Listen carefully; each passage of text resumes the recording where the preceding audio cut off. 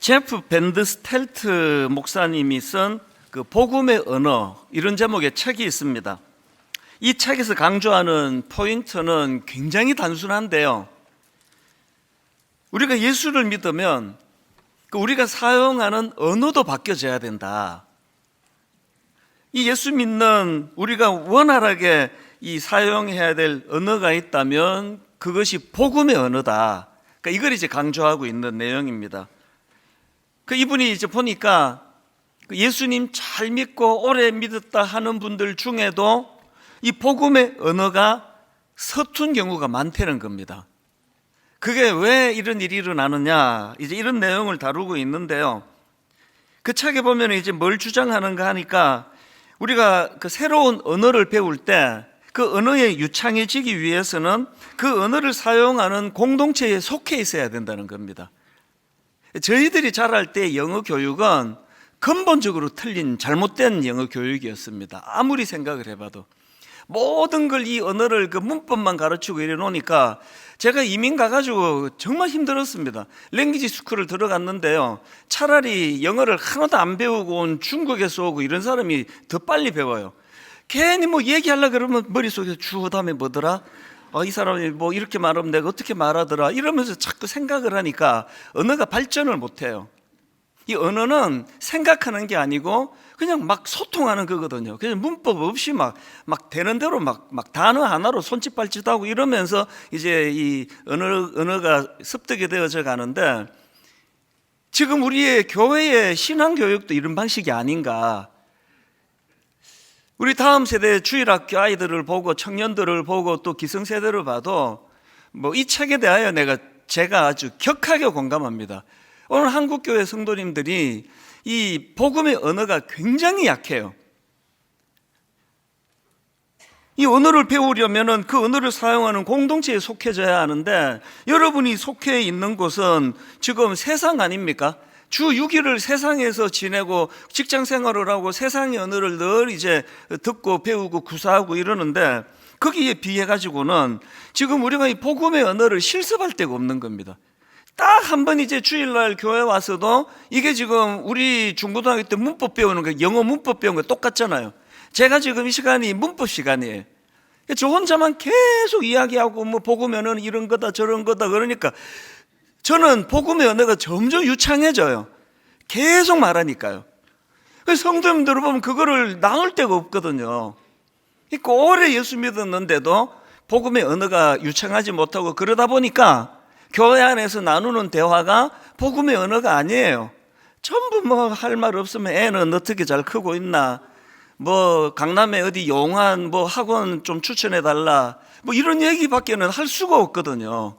그래서 제가 이 책을 읽으면서 정말 새해의 분당 우리 교회는 지금부터 훈련해야 되겠다. 그래서 이 복음의 언어가 풍성해지도록 어떻게 해야 됩니까? 여러분, 제가 저희 어머니 그 장례식 이후로 지난주도 그랬고 그전주도 그랬고 제가 어머니가 돌아가시는 과정에서 있었던 그 간증을 지금 여러 번 했지 않습니까? 왜 어머니 이야기를 이렇게 많이 합니까? 아니, 담임 목사 어머니인데 성도들이 그 정도는 아셔야죠. 그래서 제가 지금 어머니에 대한 지식을 전하는 겁니까? 그게 아니에요. 장례식 이후로 저희 어머니와 관련된 간증을 많이 하는 거는 그 어머니가 소중한 분이라서가 아니라, 제가요, 왜 담임 목사 어머니가 돌아가셨다는 걸 홈페이지에 별도로 광고해야 되느냐, 하지 마라 그랬어요. 저도 그냥 성도의 한 사람으로 그 장례 공지란에 거기에 딱 한 줄만 넣어라. 그리고는 알리지 못하게 했습니다. 모든 성도는 다 똑같은 거죠. 근데 왜 제가 저희 어머니 장례식 이후로 그 장례식 이야기를 많이 하는가 하면, 그거는요, 그 장례식이 제 인생에서 큰 사건이잖아요. 그 슬픈 일이잖아요. 그런데 그런 슬픈 일을 겪는 과정에서 하나님이 저를 통해서 너무나 많은 일을 하셨기 때문이에요.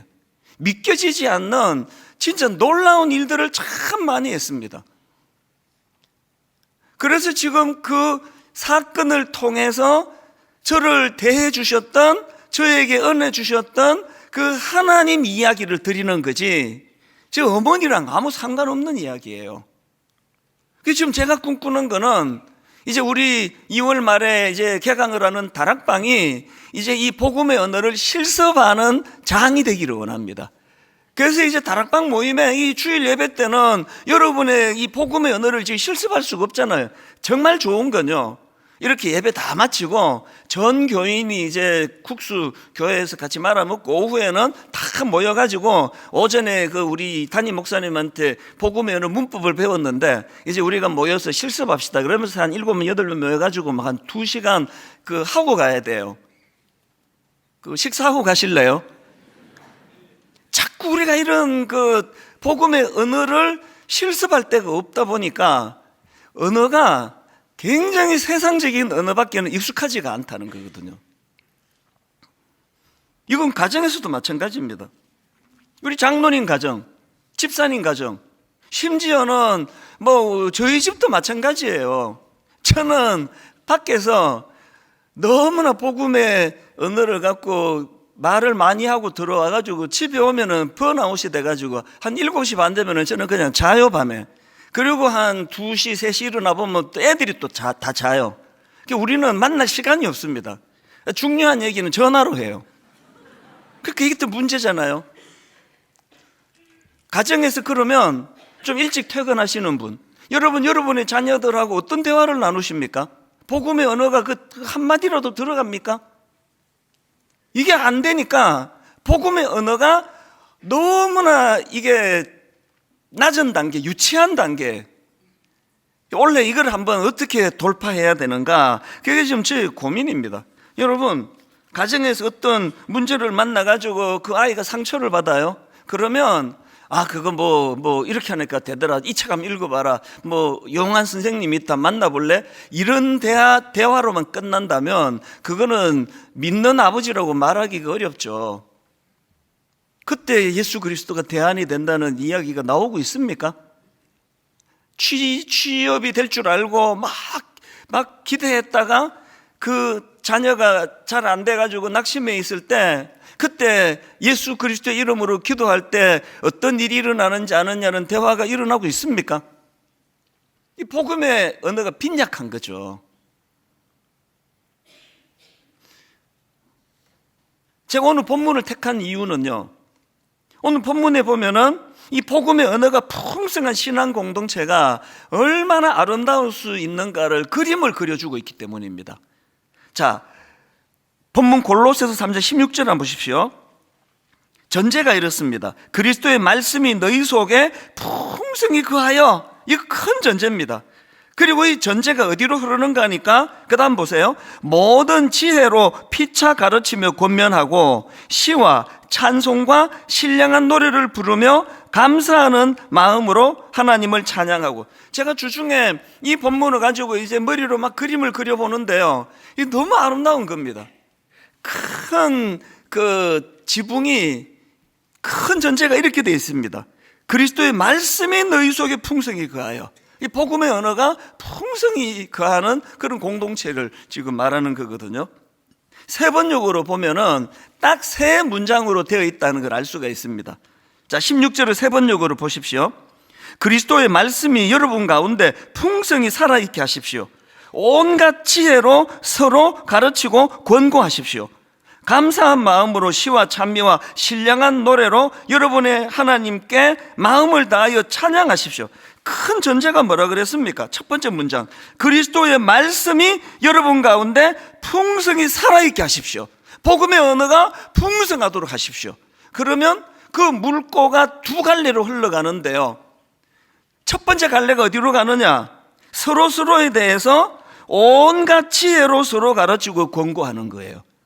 온갖 지혜로, 중요한 게 서로입니다. 서로 가르치고 그렇게 권면하는 일이 일어나고요.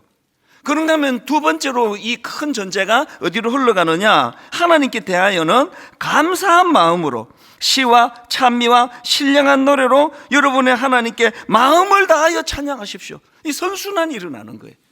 내게 이런 풍성함이 있으면 이것이 이렇게 2갈래로 물꼬가 흘러가고, 이렇게 2갈래로 물꼬가 흘러가면 그것이 또 내 영혼을 풍족하게 해가지고 이 아름다운 그 복음의 언어가 더 풍성해지고, 그래서 하나님께는 항상 감사한 거예요. 그리고 서로에 대해서는 나 혼자 잘났다가 아니에요. 피차간에 서로 권면하고 서로 지혜를 나누고. 여러분 가정이 지금 이런 구조로 이루어진다면요, 이게 정말 이상적인 가정 아니겠습니까? 최근에 그 신천지의 교회 침투에 대한 강의를 들었는데요, 이게 생각보다 심각하더라고요. 그 신천지가 교회에 침투해가지고 오래 그곳에서 이제 아주 그 압력을 해서, 그래서 어떤 교회는 담임 목사가 쫓겨난 경우도 있고요. 이간질을 시키니까요. 그리고 어떤 교회는 심지어는 교회가 문을 닫아버렸답니다. 그러면서 그 강사님이 계속 강조하는 게, 여러분들의 교회에도 이제 목사님들이 모였으니까요, 여러분들의 교회에도 지금 신천지가 침투해 있다고 보면 틀림없습니다. 막 두려워지는 거죠. 이제 우리 2월 말이면 이제 다락방이 이제 오픈이 되는데, 그 다락방 안에 그 신천지가 와 있을 거라는 거죠, 이미. 그래서 요즘 제가 이런 기도를 하죠. 하나님, 교회가요, 막 누가 신천지야 이러면서 막 의심의 눈초리로 이러면 교회가 진짜 어려워져요. 아니에요. 제가 꿈꾸는 건요, 예를 들어서 이제 A 다락방에 지금 신천지에서 오신 분이 계시다고요. 그러면 우리가 오늘 이 본문을 구현하자고요. 우리가 이 본문에서 다락방 모임을 하는데 그리스도의 말씀이 풍성히 거해서 복음의 은혜가 넘쳐나서 어떻게 해요? 서로에 대해서는 온갖 지혜로 권면하고 가르치고, 어떤 그 세상에서 실패하고 아프고 상한 이야기도 거기서는 다 끄집어내고 같이 눈물을 흘리고, 그리고 하나님께는 항상 감사하고. 우리 교회가 21년 동안 다락방에서 진짜 많이 있어 왔던 이야기예요. 어떤 순장님이 암에 걸렸어요. 기도로 낫는 경우도 있고요, 더 많은 경우는 그 암을 계속 다스려가면서 끝까지 다락방 안에서 사랑으로 권면하고 하나님께는 감사하고. 여러분, 여기에 신천지가 어떻게 짓고 들어옵니까? 제가 가슴이 아픈 건 지난주에도 말씀드렸잖아요. 아니 지금 어쨌든 무슨 의도든지 간에 여기에 지금 들어와 있다고요. 10몇 년을 지금 이 설교를 듣는다고요. 어떤 사람은 제자 훈련도 받아요. 놀랍게도 어떤 사람은 또 신학교도 간대요. 그 사람 왜 안 바뀌느냐고요. 왜 안 바뀔까요? 교회 안에 복음의 언어가 너무나 빈약해서 그래요. 그리고 어떤 악한 의도를 가지고 여기 앉아 있으면 절대로 성령의 역사가 일어나지 않는다는 거거든요.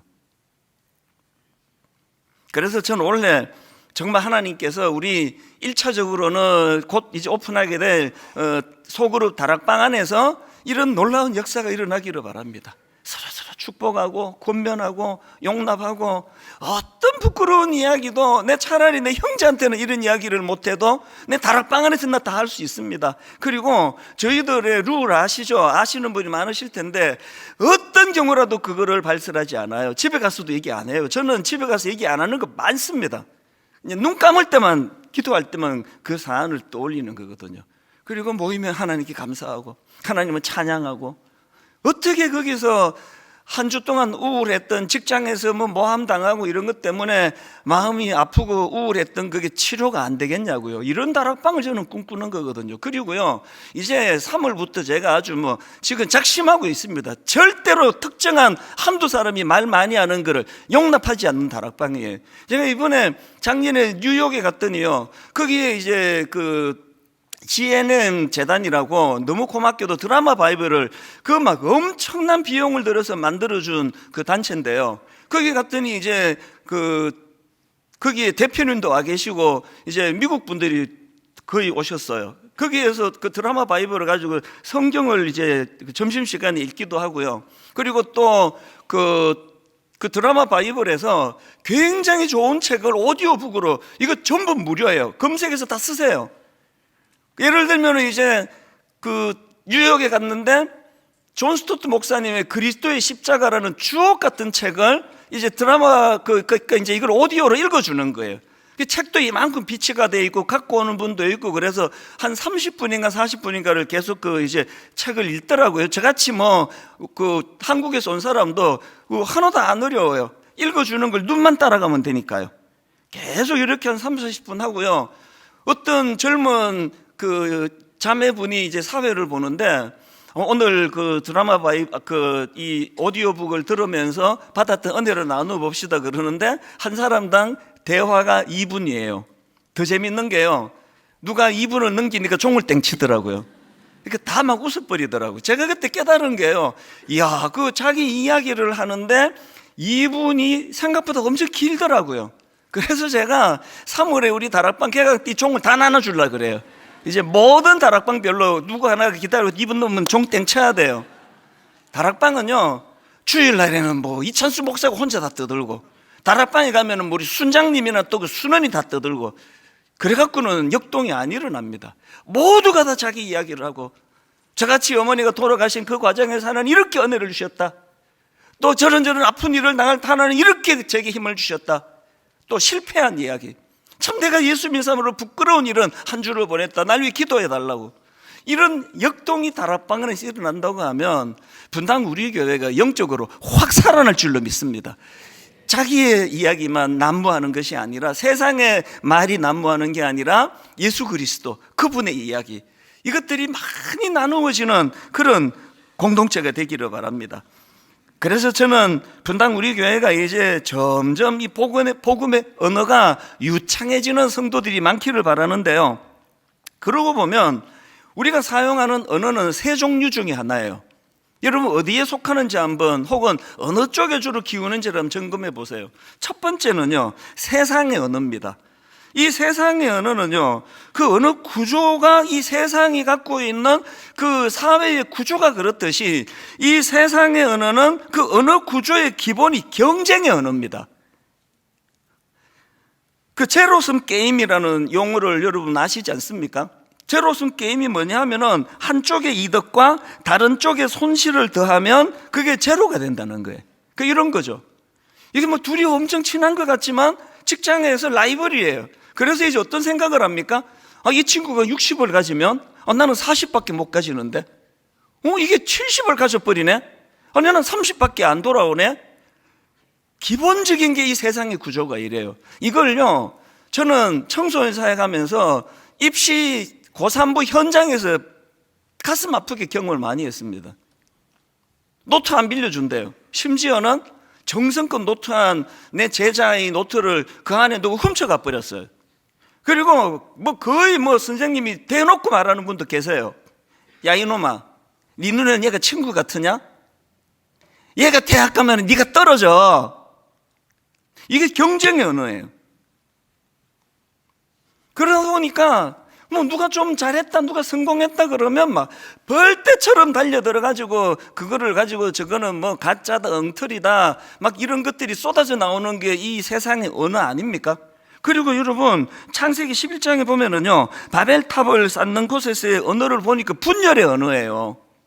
지금 정치권을 한번 보세요. 저희가 어릴 때는 요 코딱지만한 조그만한 나라에서 전라도니 경상도니 끊임없이 분열하는 언어가 난무해서 이 나라가 이렇게 돼버렸는데요. 요즘은 지금 또 세대 간에 끊임없이 분열을 조장해요. 우리가 어릴 때는 지역 감정은 있었지만 세대 갈등은 없었습니다. 저 같은 젊은 아이들은 할아버지 할머니 존중해드리고 당연히 버스 타면 양보해드리고, 지금요 걱정이에요. 아니 젊은 세대와 연세가 드신 어른들 세대에 무슨 갈등이 있을 게 뭐가 있냐고요. 계속 세상이 지금 분열의 언어를 가지고 그렇게 지금 이간질이 시키는 거거든요. 교회가 어떻게 해야 되겠습니까? 교회가 경상도 전라도가 있습니까? 교회가 연세가 드신 어른과 젊은 세대의 갈등의 골이 있는 게 교회입니까? 그걸 통합하고 하나로 만드는 게 복음의 언어예요. 그런가 하면 두 번째 언어가 있는데요, 율법의 언어입니다.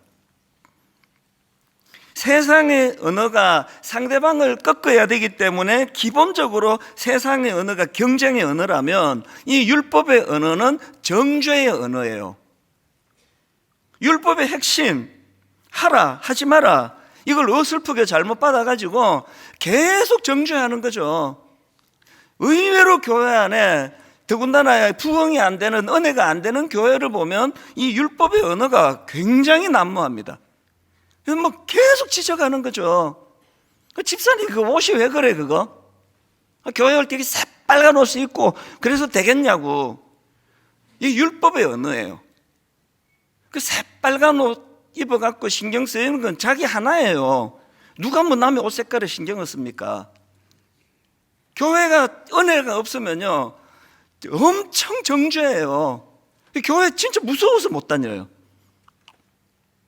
제가 참 마음 아파하는 게요, 어릴 때부터 아이들 반듯하게 키운다고 그 목사 딸이 그 인사 잘해야지, 그냥 목사 딸만 잘합니까? 그냥 인사 잘하면 좀 이렇게 가르쳐야 되는데 그거 네 목사 아들 아니냐.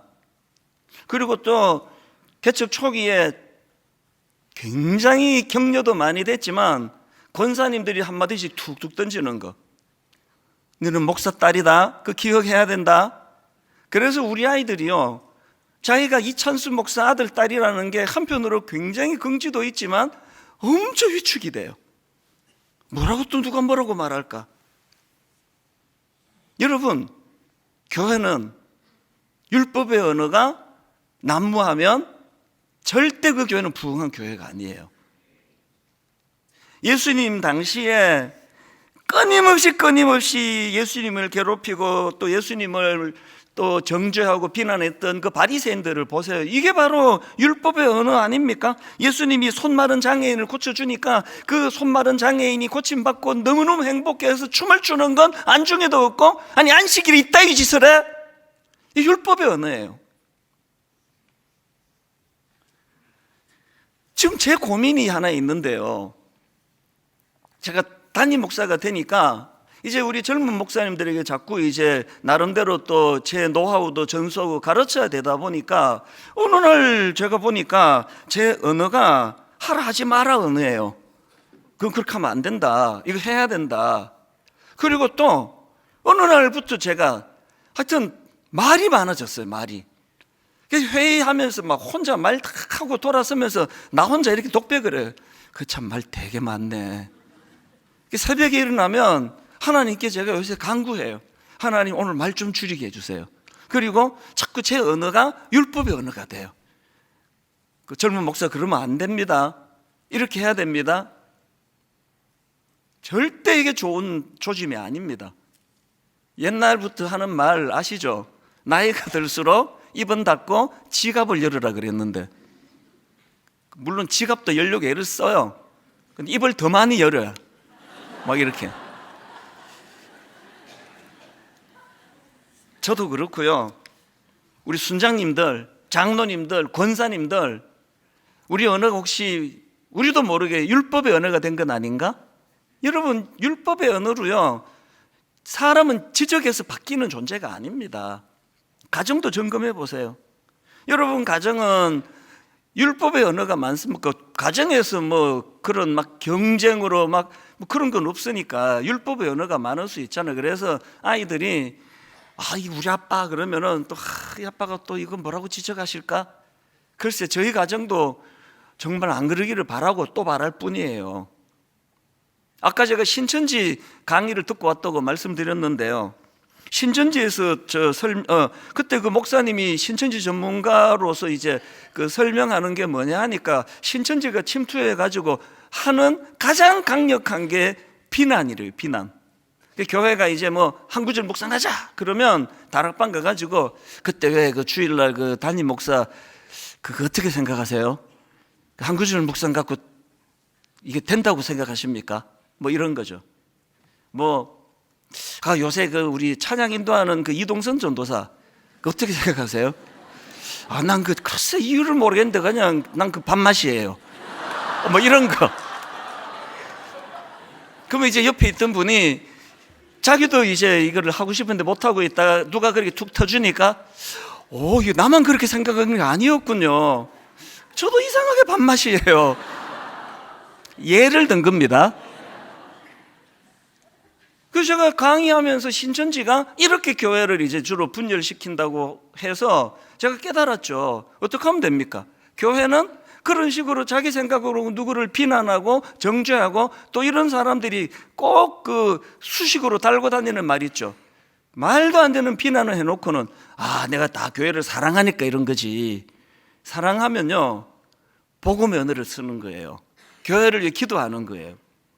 그래서 우리가 이런 의미에서 이제 세 번째 언어가 있는데, 세 번째가 바로 복음의 언어입니다. 복음의 언어는 예수님의 정신과 가르침이 그 삶을 관통하는 언어예요. 쉽게 말하면. 그래서 복음의 언어는 예수님이 이 사복음서에서 가르쳤던 복음의 정신을 이야기하는 게 복음의 언어예요. 그리고 더 중요한 거, 복음의 언어는 그냥 예수님 이야기하는 게 복음의 언어예요. 오래 예수 믿으신 또 우리 중직자, 그리고 우리 그 모태신앙인 여러분, 지난 한 주간 여러분 입술에서 예수님 이야기가 몇 번이나 나오셨어요. 예수님이 하신 그 정신을 여러분 삶에 관통하는 대화를 몇 번이나 나누셨습니까? 예수님의 가장 강력한 정신은 십자가 정신인데, 십자가 정신은 사랑의 정신 아닙니까? 용서의 정신 아닙니까? 희생의 정신 아닙니까? 뭐 교회를 사랑해서 하는 말인데 우리 교회는 이것 때문에 안 돼. 나 우리 담임 목사 너무 사랑하는데 뭐 우리 교회 얘기를 갖고 가는 거 아닙니다. 우리 담임 목사 저래 갖고는 안 돼. 그게 사랑해서 하는 게 아니고 그게 율법의 언어고요, 분열의 언어예요. 여러분, 우리가 십자가 주님의 사랑으로 복음의 언어를 말한다 할 때는 남의 이야기를 그렇게 함부로 그렇게 자꾸 정죄하고 비난하는 게 습관처럼 돼 있지 않습니다.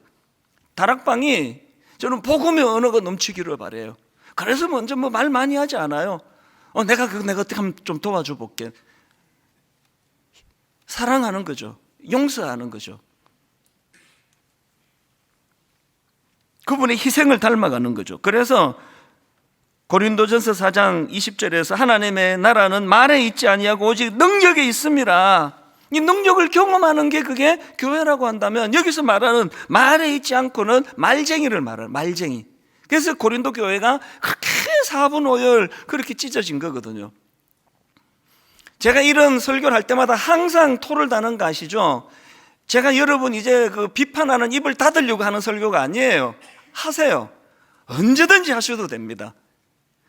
언제든지 저에게 해주시고, 교역자들에게 우리 교회는 이런 걸 좀 고치면 좋겠다고, 저런 것들을 좀 보완하면 좋겠다고 언제든지 하셔도 돼요. 그런데 그게 뒷담화로는 아무런 개선이 되지 않는다는 이야기입니다.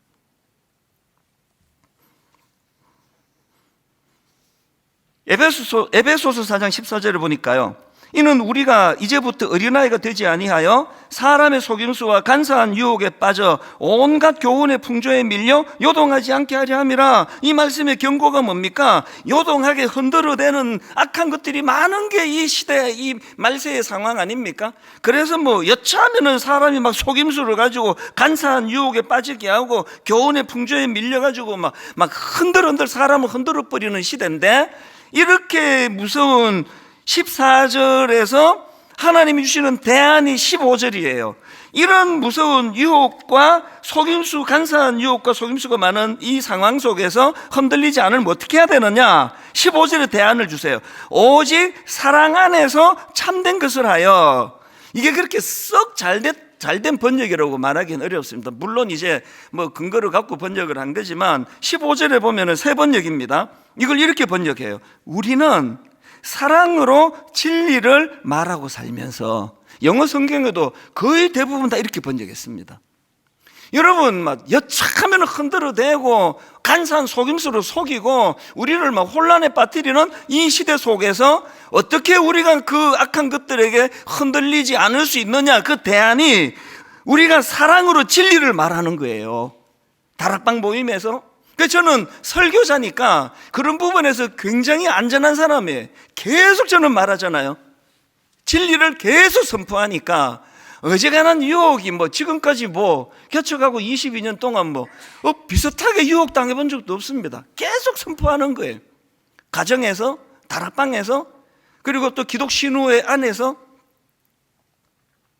우리가 이렇게 사랑으로 진리를 말하고 그것을 선포하고 그러면 분별력이 생기고 성숙해지는데요, 놀랍게도 바로 그 금요일이에요. 이틀 전입니다. 제가 그 미국에서 오신 목사님이 이제 놀러를 오셨어요. 그래서 이제 한국에 왔다고 그래서 같이 대화를 나누는데, 이런저런 대화를 나누는데 너무너무 깜짝 기쁜 소식을 이분이 전하는 겁니다. 분당 우리 교회에 그 출신 그 청년이 있는데, 이 청년이 뉴욕으로 유학을 왔대요. 명문 그 뉴욕의 아이비 리그 있지 않습니까? 콜롬비아 대학교 대학원으로 유학을 왔는데, 이 사람이 거기서 이제 석사 학위를 받고 또 박사 학위를 받고, 그리고 놀랍게도 그 26살 때 유학을 갔는데 미국의 명문 대학교 교수가 됐어요. 그게 지금 대화의 포인트가 아니었고, 이 젊은 자매가 그 공부한다고 뭐 콜롬비아에서 공부한다 그러면 막 진짜 뭐 머리 터지는 거거든요. 그런데 이 한 자매가 그 교회에서 했던 너무나 덕스러운 우리 청년들을 위하여 이 자매가 보여준 모범이 엄청나다는 겁니다. 그래서 그 얘기를 들으니까 너무 기쁜 거예요. 그래서 막 그 목사님 가시자마자 연락처 받아가지고 그 자매에게 연락을 했어요. 그랬더니 또 참 하나님 일하심이 공교롭게도 그 자매가 금요일 오후에 제가 연락을 했는데 내일 아침 일찍 이제 돌아간다는 겁니다, 미국으로. 내가 평소에는 그렇게 무리 안 하는데 무조건 만나자 그랬어요. 나 보고 가라. 그럼 무조건 오라 그랬습니다. 그리고 이 자매랑 대화를 나누는데 위로를 많이 받았습니다. 그리고는 이제 어제 아침이에요. 제가 이제 지금 이제 공항으로 이제 준비하고 있는 거 뻔히 알면서 이제 제가 문자를 보냈습니다. 몇 가지 질문이 있는데, 혹시나 이 너무나 자매가 그 덕스러워서 내가 좀 소개하고 싶다고 성도님들한테, 그러면서 이제 몇 가지 질문을 제가 했는데 이 시간이 없어서 오늘 다 소개를 못 하고요. 뭐 다음 주나 제가 소개해 드릴게요. 그 제가 이제 이런 질문을 했죠. 왜 유학을 갔으며 미국에서 교수가 되었는데 어떤 꿈으로 교수가 됐느냐. 그랬더니 간단하게 답이 오고 그 부연 설명이 쫙 나왔는데요. 즉 공항에서 막 비행기 기다리면서 막 쓴 거예요. 이렇게 답했습니다. 왜 교수가 됐느냐. 그랬더니 자기는 교수가 되고자 하는 게 목표는 아니었대요. 그러면서 이렇게 말했습니다. 언젠가부터 저의 꿈은 배워서 남주자였습니다. 이 복음의 언어 아닙니까? 그리고 그 내용만 한 군데만 읽어드릴게요.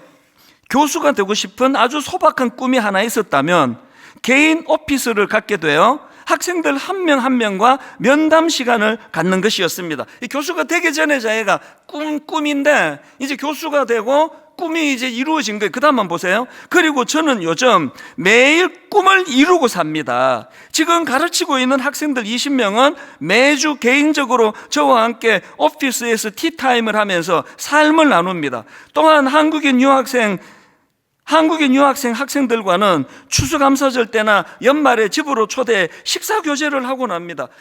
이게 너무 감동이 되는 거예요. 이게 뭐 명문대학교 교수가 되는 거 뭐 엄청 이건 매력적인 일이죠. 뭐 이거는 내가 어릴 때도 꾸는 꿈입니다. 이게 아니고요. 그 교수가 되는 거에 뭐 그렇게 큰 마음을 담고 있지는 않았는데, 그러나 내가 만약에 교수가 된다면 나는 이제 개인 오피스를 만들어서 언제든지 학생들이 찾아와가지고 자기의 마음을 이야기하고 꿈을 이야기하고, 또 그러면 이 교수님은 그 이야기 잘 들어주고 이런 표현도 하더라고요. 상한 영혼을 위로해주고 함께 꿈꾸는 시간을 갖기를 원했는데 자기가 지금 교수가 되고 그 일이 이루어져서 너무너무 행복합니다. 그렇게 답이 왔어요. 이게 복음의 언어예요. 내가 교수가 되고 그 학생들에게 내가 어떤 존재로서 그 아이들에게 내가 도움을 줄 것인가. 저는 분당 우리 교회 청년들 중에 이런 청년이 또 지금도 준비하는 청년이 많거든요. 우리 기성세대가 도와줘야 된다고 생각합니다. 우리가 언어를 바꾸어야 돼요. 그저 집에 가면 엄마가 아빠가 하는 말이 그저 율법의 언어를 가지고 그 박 집사는 이래서 내가 꼴보기 싫고, 김 집사는 저래서 꼴보기가 싫고, 저 사람은 저래서 싫고, 이 사람은 이래서 싫고, 그런 이야기가 난무하는 그 가정에서 이런 꿈꾸는 영혼이 맑은 청년이 나오기가 좀 어렵습니다. 우리가 도와줘야 돼요. 복음의 언어를 써야 돼요. 예수님 이야기를 많이 하셔야 돼요. 그러기 위하여 공부 좀 하셔야 됩니다. 여러분 경건서적 좀 구입하셔서 보셔야 됩니다. 우리가 마음에 있는 그 복음으로 변화된 내 심령, 그래서 십자가의 그 근본적인 정신은 사랑 아닙니까? 용서 아닙니까? 그리고 희생 아닙니까? 그것들이 많이 입술에서 나오는 그런 교회가 된다면 올 한 해 분당 우리 교회는 제2의 부흥이 일어날 줄로 믿습니다. 결론을 제가 한마디만 더 드리고 싶은데요, 사도행전 2장에 보면은 이제 교회가 태동되기 직전에 성령의 강한 역사가 일어납니다. 사도행전 2장 4절. 그들이 다 성령의 충만함을 받고 성령이 말하게 하심을 따라해요. 이게 지금 방언을 표현한 건데요, 이게 또 복음의 언어예요. 막 내키는 대로 말하고, 막 내키는 대로 비판하고, 내키는 대로 정죄하고, 막 율법의 언어가 난무하고, 막 경쟁의 언어가 난무하던 우리가 주님 안에서 성령이 충만해질 때 성령의 다스림을 받는 거예요. 성령의 말하심을 따라 다른 언어로 말하기 시작하고, 그렇게 뜨겁게 기도했더니 또 세상의 언어는 비난이에요. 이것들이 아침부터 그냥 술 처먹고는 이게 지금 뭐 하는 짓이야? 그렇게 기도하는 사람들을 오해를 하니까 베드로가 그 오해를 풀어주는 복음의 언어를 한번 보십시오. 그게 사도행전 2장 16절 17절입니다. 이는 곧 선지자 요엘을 통하여 말씀하신 것인 일렀으되 하나님이 말씀하시기를 말세에 내가 내 영을 모든 육체에 부어주리니 너희의 자녀들은 예언할 것이요 너희의 젊은이들은 환상을 보고 너희의 늙은이들은 꿈을 꾸리라. 이게 복음의 언어예요. 역사 동안 세상은 끊임없이 우리를 오해하고, 끊임없이 우리를 정죄하고, 끊임없이 우리를 라이벌로 생각하고, 없는 말을 만들고, 끊임없이 율법의 언어를 가지고 우리를 얽어맵니다. 하라, 하지 마라. 주일날 교회 오면 복음의 언어가 제일 제가 이 구절에서 좋은 게 너희의 늙은이들은 꿈을 꾸리라예요. 저는 기도합니다. 하나님, 우리 교회의 어른들, 연세 드신 분, 60대, 70대, 80대, 아버지 하나님, 복음의 언어가 그들을 변화시켜 주셔서 우리 어른들이 꿈을 꾸는 교회가 되기를 원합니다. 젊은이들은 그 어른들을 바라보고 환상을 보고. 벅차지 않으세요? 이 목표를 가지고, 이 꿈을 가지고 지금의 우리 교회에 만족하지 말고 그렇게 하나님 은혜를 구하는 저와 여러분 되시기를 바랍니다.